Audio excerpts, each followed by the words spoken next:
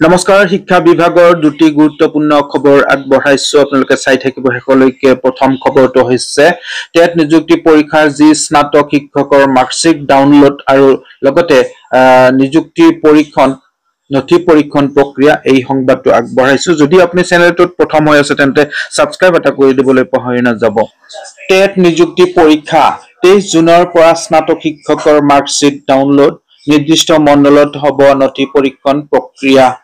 ৰাজ্যত স্নাতক শিক্ষক নিযুক্তিৰ বাবে অনুষ্ঠিত হোৱা টেট নিযুক্তি পৰীক্ষাৰ নথি পৰীক্ষণ প্ৰক্ৰিয়াৰ মাৰ্কশ্বিট তথা এডমিট কাৰ্ড অহা 23 জুনৰ পৰা ডাউনলোড কৰিব পাৰিব প্ৰাৰ্থীসকলে মাধ্যমিক শিক্ষা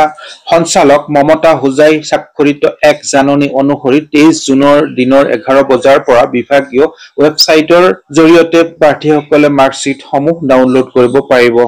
পদসমূহৰ বাবে প্ৰপত্ৰ দাখিল কৰিবলৈ ব্যৱহাৰ কৰা আবেদন নম্বৰ আৰু পাছৱৰ্ডৰ সহায়ত প্ৰাৰ্থীসকলে লগ ইন কৰিব পাৰিব ডাউনলোড কৰা মাৰ্কশ্বিটসমূহত প্ৰাৰ্থীসকলৰ সামগ্ৰিক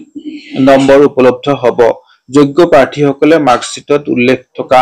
নিৰ্দিষ্ট স্থানত বিশেষ দিনত নথি পৰীক্ষণৰ বাবে উপস্থিত হ'ব লাগিব নথি পৰীক্ষণৰ সময়ত প্ৰাৰ্থীসকলে তেওঁলোকৰ সকলো প্ৰমাণ পত্ৰ সহ নিৰ্ধাৰিত স্থানত উপস্থিত হ'ব লাগিব এই ক্ষেত্ৰত যিকোনো ধৰণৰ কাৰিকৰী সহায়ৰ বাবে প্ৰাৰ্থীসকলে সোমবাৰৰ পৰা শনিবাৰলৈ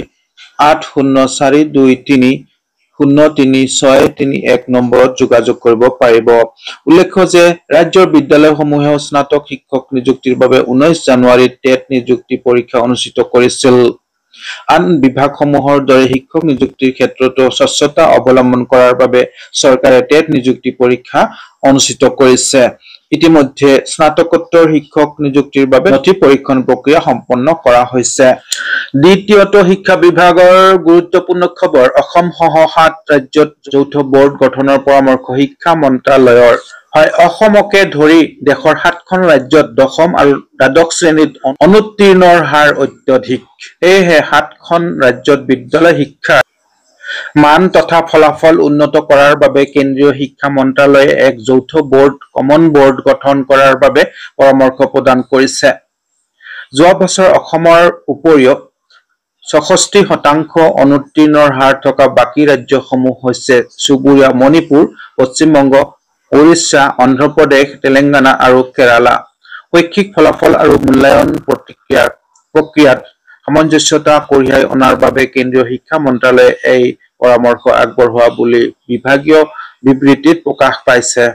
মন্ত্ৰালয়ৰ বিদ্যালয় শিক্ষা সচিব সঞ্জয় কুমাৰৰ বক্তব্য পাঠ পঢ়োৱা আৰু পাঠ গ্ৰহণ প্ৰক্ৰিয়া সহজ কৰি তোলাৰ সৰ্বোত্তম বিকল্প হল দশম আৰু দ্বাদশ শ্ৰেণীৰ বাবে যৌথ বোৰ্ড গঠন কৰা শৈক্ষিক ফলাফল বেয়া হোৱাৰ আন এটা কাৰণ হ'ব পাৰে যৌথ বোৰ্ডৰ অনুপস্থিতি এহে এই 7খন ৰাজ্যৰ বাবে যৌথ বোৰ্ড গঠন কৰাৰ পৰামৰ্শ প্ৰদান কৰা হৈছে বুলি কুমাৰে সংবাদ মাধ্যমৰ আগত বিবৃতি প্ৰদান কৰে উল্লেখ্য যে বুধবাৰে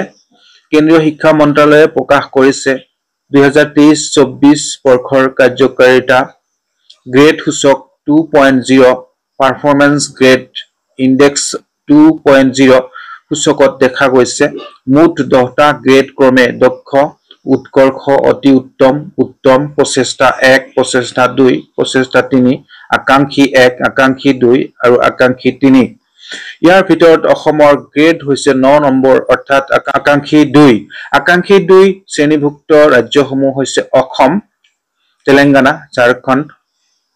ত্ৰিপুৰা মণিপুৰ ছত্তীশগড় বিহাৰ নাগালেণ্ড মিজোৰাম আৰু অৰুণাচল প্ৰদেশ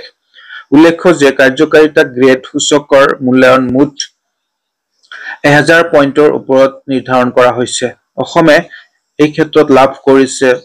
511.5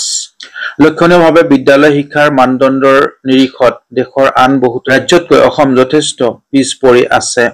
যদিও 2022-23 বৰ্ষতকৈ 2023-24 বৰ্ষত অসমে ভাল ফলাফল দেখুৱাবলৈ সক্ষম হৈছে 2022-23 বৰ্ষত অসমে লাভ কৰিছিল 498.8 অৰ্থাৎ এবছৰত অসমে 12.7 অগ্ৰগতি লাভ কৰিছে লক্ষণীয়ভাৱে বিদ্যালয় শিক্ষাৰ সুযোগ লাভৰ হিতানক বাদ দি আন্তঃগাঁথনি আৰু সা সুবিধা প্ৰশাসনিক প্ৰক্ৰিয়া শিক্ষক শিক্ষা আৰু প্ৰশিক্ষণৰ ক্ষেত্ৰত অসমে 2022-23তকৈ 2023-24 বৰ্ষত উন্নত ফলাফল প্ৰদৰ্শন কৰিবলৈ সক্ষম হৈছে। শিক্ষা গ্ৰহণৰ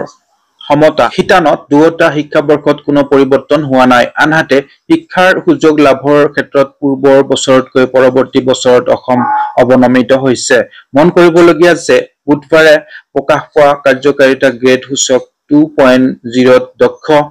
উৎকৰ্ষ অতি উত্তম উত্তম গ্ৰেডত দেশৰ কোনো এখন ৰাজ্যই স্থান লাভ কৰা নাই। প্ৰচেষ্টা একত একমাত্ৰ ৰাজ্যক কেন্দ্ৰীয় সাহিত্য হিচাপে চণ্ডীগড়ে শীৰ্ষস্থান দখল কৰিবলৈ সক্ষম হৈছে। কোৱা হৈছে চণ্ডীগড় বিদ্যালয় শিক্ষাৰ মান দেশৰ ভিতৰত সৰ্বোত্তম। আনহাতে তালিকাৰ অন্তিম গ্ৰেড হিচাপে আকাংক্ষী 3ত স্থান লাভ কৰা একমাত্ৰ ৰাজ্যখন হৈছে চুবুৰীয়া মেঘালয়।